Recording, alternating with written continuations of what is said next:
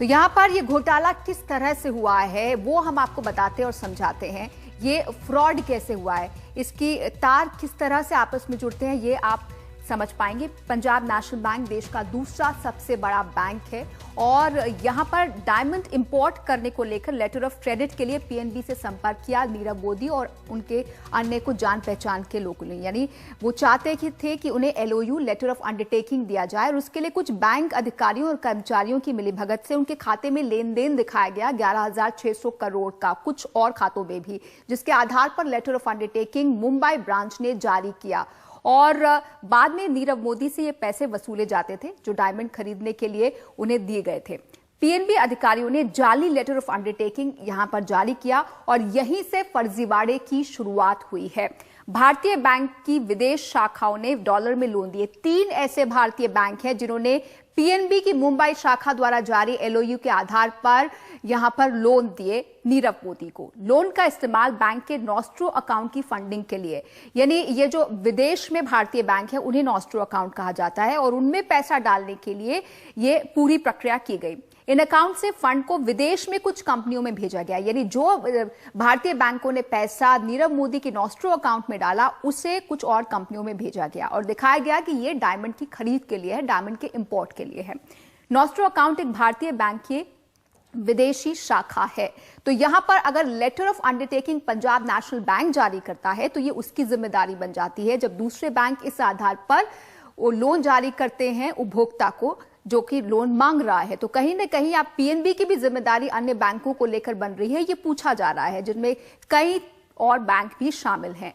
तो यहां पर एलओयू क्या है ये आपको बताते हैं। लेटर ऑफ अंडरटेकिंग ये है पूरे विवाद की जड़, जो कि पीएनबी की मुंबई शाखा ने जारी किया और ये फर्जी तरीके से जारी किया। ये एक तरह की बैंक गारंटी होती है और इसमें बैंक एलओयू के आधार पर अन्य बैंकों को पैसा देते हैं। खाता धारक के डिफॉल्टर होने पर यह बैंक की जिम्मेदारी बन जाती है, यानी अगर नीरव मोदी डिफॉल्टर हैं तो पीएनबी की जिम्मेदारी बन जाती है कि जिस एलओयू के आधार पर अन्य बैंकों ने नीरव मोदी को लोन दिया है वो इसे पैसे का भुगतान करें। एलओयू देने वाला बैंक दूसरे बैंक का बकाया चुकाएगा। इसीलिए यहां पर 3 अन्य बैंकों ने जो लोन दिया है, जो पैसा दिया है, क्रेडिट दिया है नीरव मोदी को, क्या पीएनबी उसे चुकाएगा?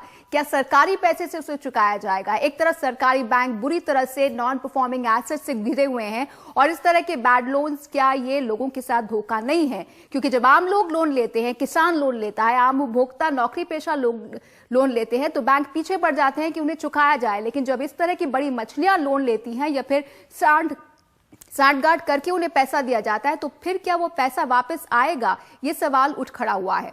पीएनबी में 11,500 करोड़ का ये घोटाला 2 अन्य सरकारी सेक्टर के बैंक और एक प्राइवेट सेक्टर के बैंक पर असर डालेगा, जिनमें यूनियन बैंक ऑफ इंडिया और इलाहाबाद बैंक शामिल हैं। एक्सिस बैंक पर भी इस घोटाले का असर पड़ेगा।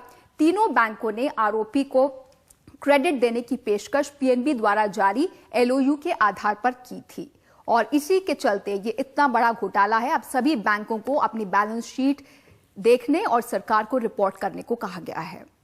तो नीरव मोदी कौन है? नीरव मोदी एक बहुत बड़े डायमंड कारोबारी है। ये बहुत बड़े बड़े विज्ञापन दिल्ली के डिफेंस कॉलोनी समेत बड़े बड़े अपस्केल इलाकों में लगाते हैं। 2 डायमंड कंपनियों के मालिक हैं और इनकी कंपनी बहुत बड़ा कारोबार करती है डायमंड की दुनिया में। 5 स्टार डायमंड कंपनी है इनकी, जो कि नीरव मोदी डायमंड्स के नाम से भी जानी जाती है।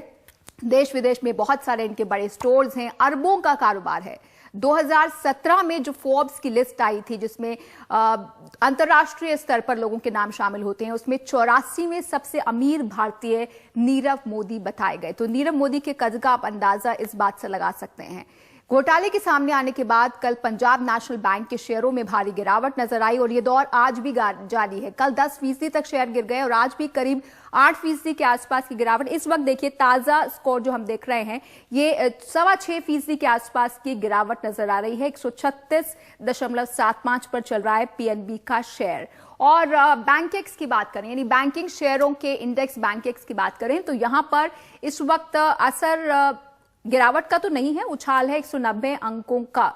तो फिलहाल बैंकेक्स पर असर नहीं है, लेकिन पंजाब नेशनल बैंक के शेयरों में गिरावट का दौर लगातार जारी है। अब देखना होगा कि सरकार किस तरह से पंजाब नेशनल बैंक में लोगों के भरोसे को वापस लाने को लेकर कदम उठाती है और पैसे की रिकवरी एक बड़ा मुद्दा है।